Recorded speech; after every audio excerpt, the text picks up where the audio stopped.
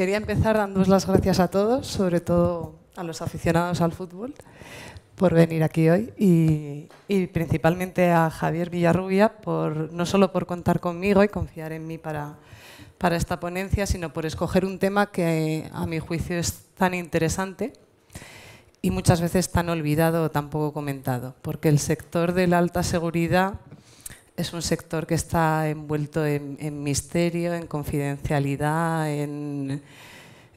como tiene que ser, pero una de sus funciones es proteger al usuario final, al ciudadano de a pie, y eso en ocasiones, pues a pesar de que es tecnología puntera a disposición del usuario final, pues o bien no se comunica bien o no lo conocemos, no se transmite. Entonces vamos a hacer un repaso a algunas medidas de seguridad que van destinadas a nosotros como ciudadanos.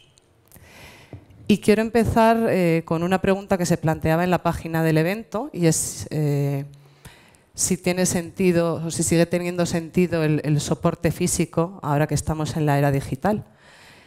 Y aunque luego me parece una cuestión interesante para tratar en el debate, yo propongo otra pregunta y es ¿por qué hay que elegir? Constantemente tenemos que tomar decisiones y escoger en nuestro día a día y yo creo que a veces nos forzamos a ello.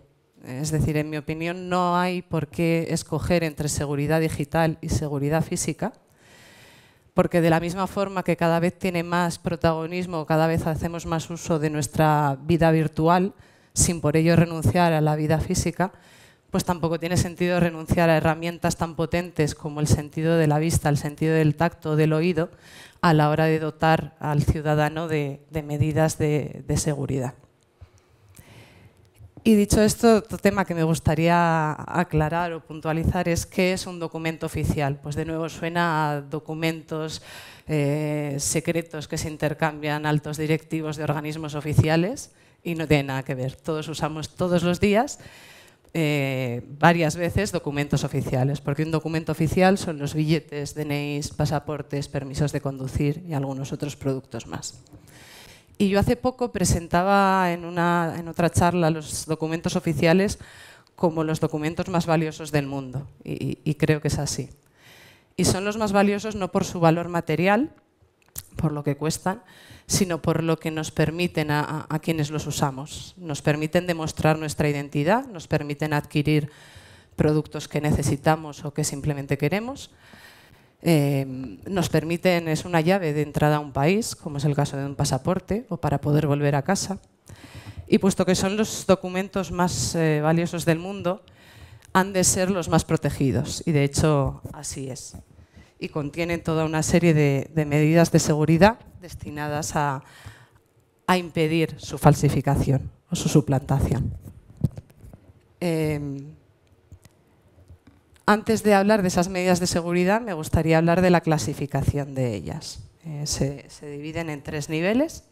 Están las medidas de nivel 1, que son las destinadas al usuario final, a todos nosotros, y que debe ser posible que se inspeccionen en cualquier ambiente y sin ningún tipo de herramienta o de dispositivo adicional. Por lo tanto, suelen ser medidas visuales.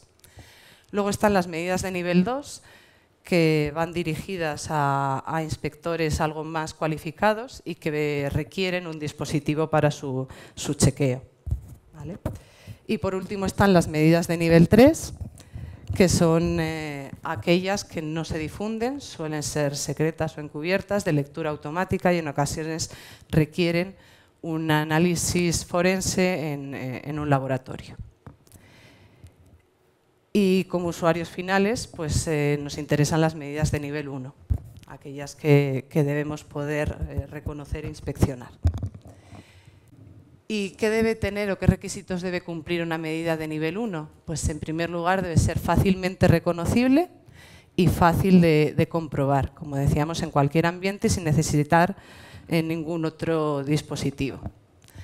Además debe ser resistente a la falsificación y a la simulación, porque la mayoría de las falsificaciones de este tipo de documentos sustituyen estas medidas no utilizando la tecnología original en la que se basan, sino a través de una buena simulación de ese efecto, con lo cual la medida deja de ser efectiva. Y por último, esto lo añado yo, debe ser atractiva, debe invitar al usuario a prestar atención y que apetezca comprobarla. ¿Vale? Y ahora una pregunta que os lanzo, no para que la debatamos, sino que nos hagamos cada uno de nosotros, es, tomando por ejemplo un billete de 50 euros, ¿cuántas medidas de seguridad de nivel 1 destinadas a nosotros conocéis y sois capaces de verificarlas correctamente? Ahora os voy a contar algunas de esas medidas de seguridad. Una de ellas es las tintas de color variable, las contienen los billetes de 50 euros y denominaciones superiores y los nuevos billetes de 5 y 10 euros también. Y son tintas que cambian de color dependiendo del ángulo desde el que se observen. Bastante sencillo de examinar y complejo tecnológicamente. El famoso holograma, la medida de seguridad por excelencia cuando hablamos de medidas visuales, que ya en los últimos años está siendo bastante fácil su simulación. Quizá no su réplica con la tecnología original, pero sí el efecto visual se simula con bastante éxito. Una de mis favoritas, la marca de agua, que yo creo que intuitivamente es lo que todos hacemos al coger un billete, ponerlo al trasluz. Pues esto se consigue a través de variar o mediante la variación del espesor del sustrato, en este caso del papel. Y luego algunas medidas de seguridad de nivel 2 que requieren dispositivos adicionales para su comprobación, pues son los micrograbados o microtextos, necesitamos una lupa para ello, y marcas de agua, por así decir, en el ultravioleta y en el infrarrojo. Necesitamos fuentes de luz que emitan en esa longitud de onda para ver el aspecto de un billete de 50 euros. Podemos ver ahí cuando es iluminado con luz ultravioleta y uno de 5 euros cuando se ilumina con luz infrarroja.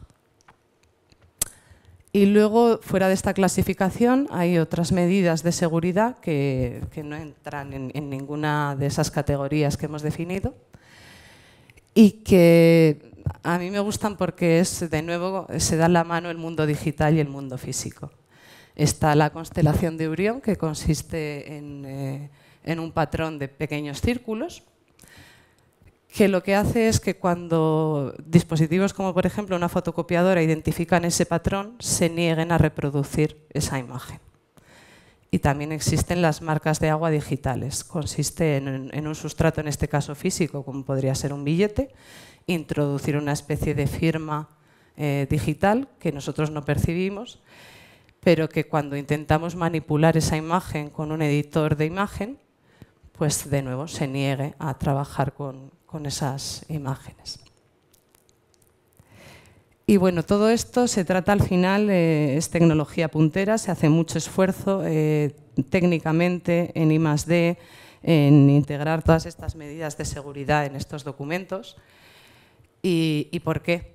Incluyendo además el gasto económico o el esfuerzo económico que supone proteger todos estos documentos. Pues es como en todo una guerra de buenos contra malos, de falsificadores y de organismos oficiales. Y para ilustrarlo, pues he traído dos ejemplos. Uno, el de la mejor falsificación de la historia de billetes. Se trata de los superdólares. Son falsificaciones de muy alta calidad de billetes de $100, tan buenos que ni siquiera expertos son capaces de diferenciar el original de la falsificación. Y existen dos teorías al respecto. Una de ellas, el gobierno de los Estados Unidos lleva más de 10 años tratando de esclarecer el origen de estos billetes falsos. La primera de ellas dice que quien está detrás de la emisión de estos superdólares es Corea del Norte. De hecho, hay un documental que se emitió en 2012 en televisión española, que es la trama de los dólares falsos, en el que se hace una labor de investigación y se sigue el rastro desde que se emiten en Corea del Norte hasta que llegan a Rusia, a Moscú, donde está la sede de la mafia que luego los distribuye. Y hay una segunda teoría todavía más conspiratoria, más de película de espías, que dice que no es Corea del Norte quien está detrás de estas falsificaciones, sino que estos billetes se imprimieron en una imprenta clandestina de la CIA al norte de Washington. Entonces, bueno, No sé si alguna vez sabremos la verdad, cada uno se queda con la versión que más le guste. Y luego, pues, las peores falsificaciones de la historia, para mí. Esta me parece divertidísima.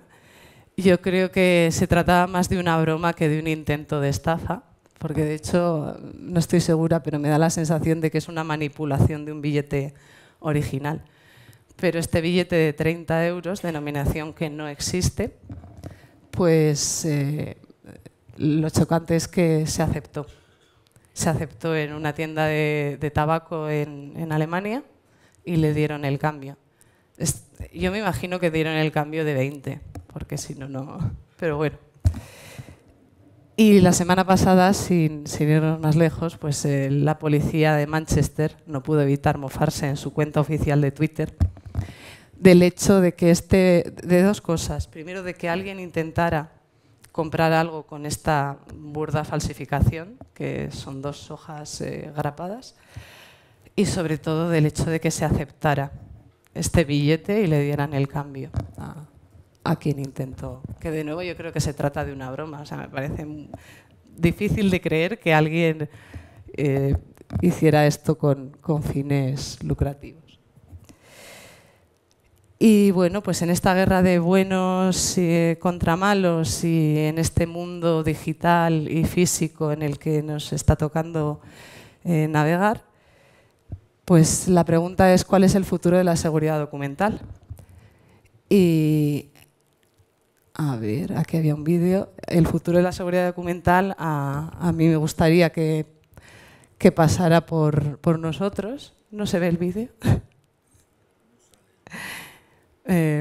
Bueno, yo os cuento. Yo soy cofundadora de una compañía que se llama Alice Devices, en la que nos dedicamos nuestra intención es introducir en el mundo de la alta seguridad una tecnología que desarrollamos en un centro de I+D de la Universidad Politécnica de Madrid, que consiste en un material inteligente nanoestructurado. Y lo que a simple vista es un plástico transparente, cuando se coloca delante de cualquier pantalla permite ver imágenes hasta entonces invisibles, muy claramente diferenciables y con calidad fotográfica. De ahí que una de mis medidas de seguridad favoritas sea la marca de agua, porque bueno, pues es una versión moderna de la marca de agua. Además, este material soporta temperaturas elevadas, presiones muy altas y es compatible con los procesos de integración de este tipo de documentos. Bueno, a ver si ahora sí está el vídeo. No, bueno.